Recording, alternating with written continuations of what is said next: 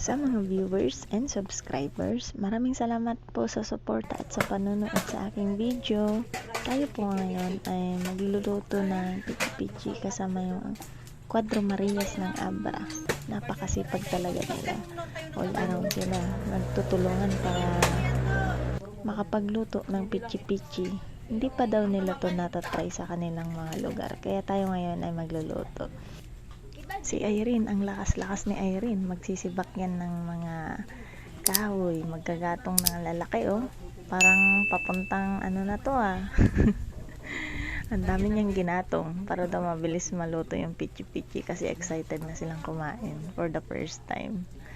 Tara po, panoorin natin sila. Paano sila gumawa ng pichi-pichi. Enjoy po! Kasi ano talaga parang ito tayo na pichi-pichi. Short vlog anak ni Manalon.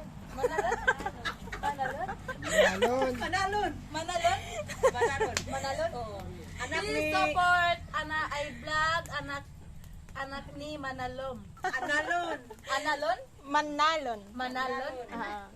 Ay, Manalon. anak ni Manalom. Manalon. Manalon. Letter N.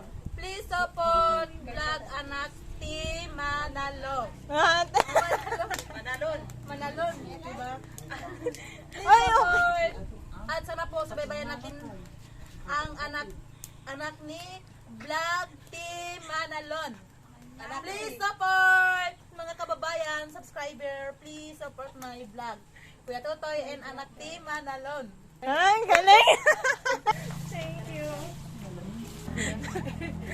Natatawa. Nakalama ka talaga.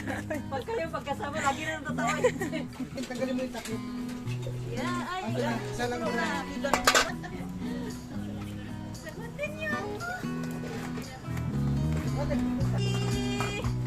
Nandito naman si Kumarin yung Irene.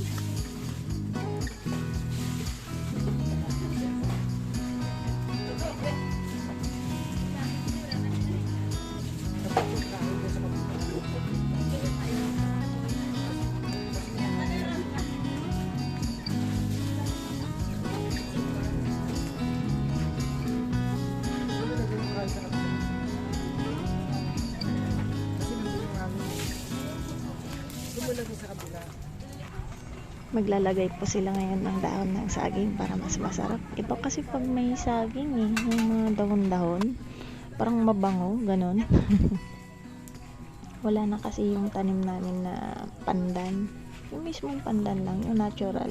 Yung kukunin mo lang yung dahon, ganun, tapos lalagay mo. Bango-bango nun, lalo pag nilalagay namin noon tuwing nagluluto kami yan.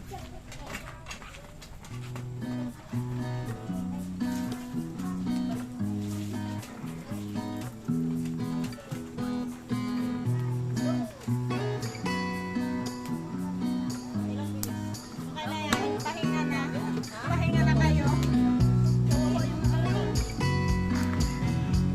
Mainit pa natin. Pag ganyan mo rin bago mo ipaano sa talungan.